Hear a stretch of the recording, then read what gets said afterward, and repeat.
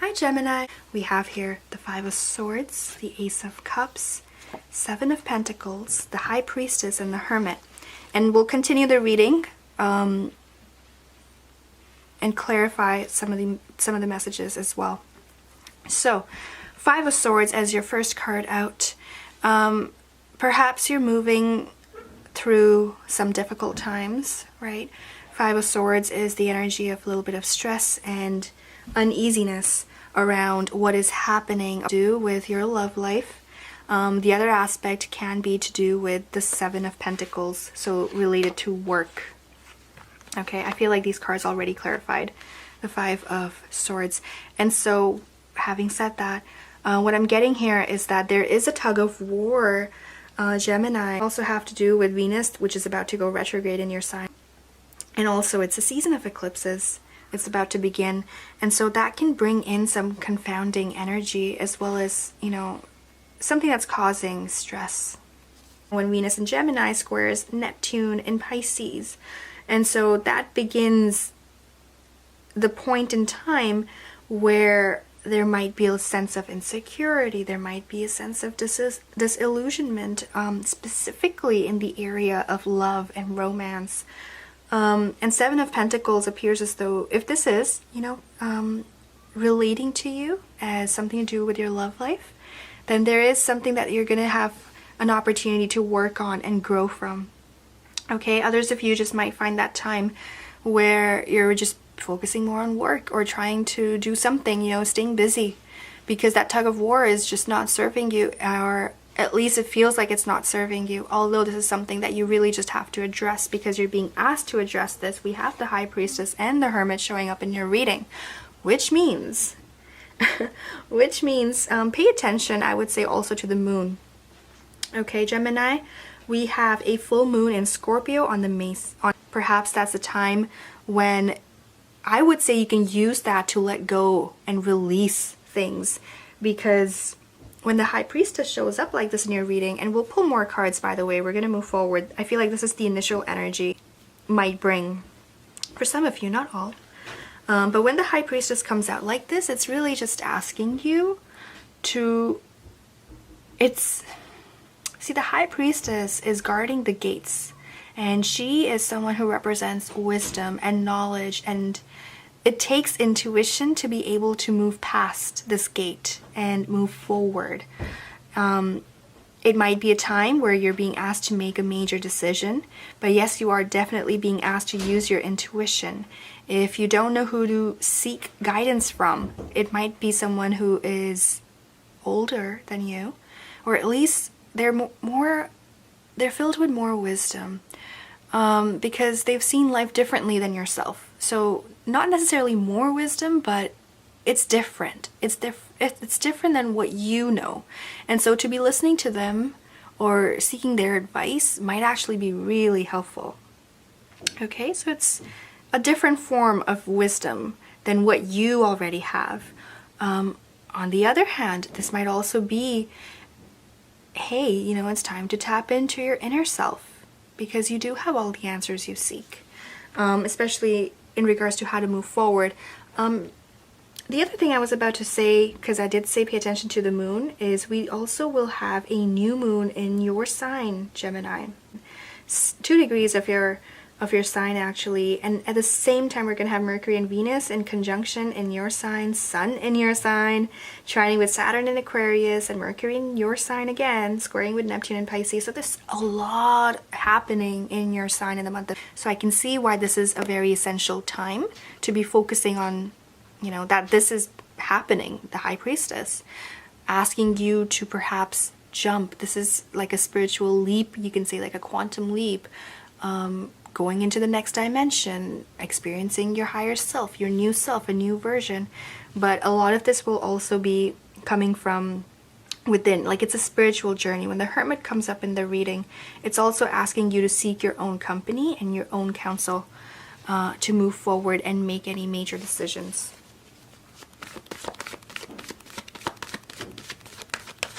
Okay.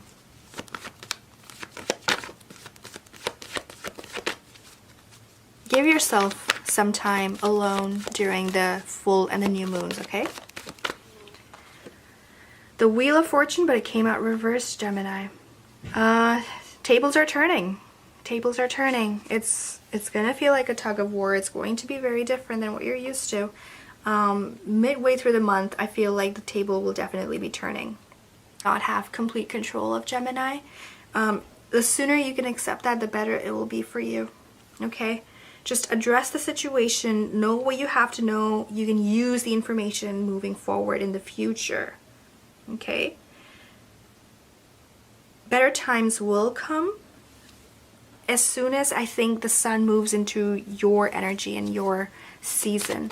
Things will look different. They will look a bit more appealing to your eyes, you can say. The other thing I'd like to add is the Hermit is also the card for Virgo. Virgo is an earth sign. If it's not a Virgo you're dealing with, could be a Capricorn or a Taurus. If that's the case, they might be making some sort of a decision and then just kind of telling you like, hey, this is it. This is what I think, or this is what I'm gonna do. And it's just something like you feel as though you don't have control over. Yeah, that confounding variable is going to be present throughout the month, perhaps going into your season, and it might be stemming from that earth sign. Okay, let's clarify this. Yeah, they might tell you something which is just going to be confusing or just something you don't expect. 3 of Cups, and we have 8 of Swords. This might be a third-party situation. Someone else might be involved in this, and that's gonna cause a bit more, you know, stress and anxiety. It's going to be a whirlwind of emotions, and especially mentally, right? You're an air sign, so it's not as much emotion as it is mentally frustrating. And so that is the overall energy, Gemini. Things can be different. It's about focusing yourself, right? But I do have to bring this to an end. Let's take a look at what's under the deck here for you. Ace of Swords, nice, okay.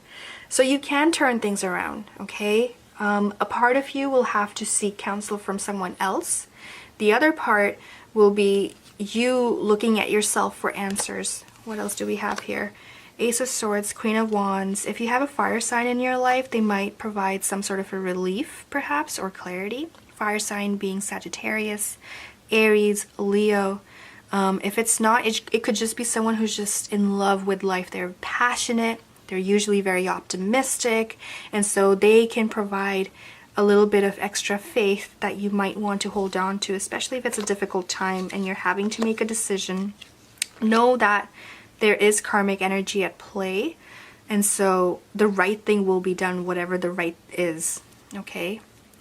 All right, that brings this reading to an end, Gemini. Let's go ahead and throw in affirmations for you. We have the Magical Times Empowerment cards by Jody Bergsma. And let's see, this is, ooh, it's ready. And we have here confidence. That's interesting. I feel like with Gemini, like you don't always need confidence. You already have it, it's built in. But I think maybe this came out given the situation that's present. Now confidence, it's also appealing, you know, the colors that are here, it's a copper tone, so it makes me think of orange and yellow, but at the same time also red. So for those of you who know about chakras, I would encourage you to focus on the bottom 3, starting with the root chakra, going into sacral, and then to your solar plexus. Okay, so it's red, orange, yellow. The root chakra is normally, it's related to your fears and worries. It has an aspect of confidence attached to it, as do the other 2. So all of these are important for you. If you require healing or cleansing, I also offer chakra healing and cleansing services. So I'm pretty sure it should be on my website. If it's not, just email me and I'm more than happy to give you more information. But so root chakra, also known as Muladhara, it's basically at the end of your spinal cord, okay? And it deals with survival. It's blocked by fear, as it says. And so confidence can be gained if you heal this area for yourself. Sacral chakra, so both of these, if affected, you can have lower back pain, and if it's really being heightened, that's kind of when you know, like, okay, this area of my life needs attention. Can also be related to finances, by the way. Okay, sacral chakra, that's Swadhisthana. That is located at your tailbone, near the pubic bone, deals with pleasure and is blocked by guilt. But I feel like for you, it's kind of going to be all three, okay? We also have fire, it says here, but it's actually your solar plexus, Manipur. It's located just below the rib cage, deals with willpower, blocked by shame. That's basically where your self-confidence kind of kicks in from. And so the more you focus on that area as you meditate, for example, it can really help strengthen it for you, okay? So I also offer other energy healing as well, if that's of interest to you. But let's move forward. You can always email me if you have questions, okay? Let's move forward with your affirmations. Confidence. It says here, be bold, rise up and stand tall, feel the fire in your soul. Okay. Today, I will connect with my inner power and be bold. I will rise up and know my worth. I banish all uncertainty and remember with pride my accomplishments. I will let no one diminish me. I embrace the strong, beautiful presence that I am, and I will go forth with courage. And that brings an end to your reading, Gemini. I hope this has helped in one way or another. And I hope everyone's staying safe during this time. And again, I'm more than happy to help tap into any answers that you're seeking for by doing a personal reading. Alright, thank you so much. Take care, and I will see you next month. Or in your personal reading. Thank you.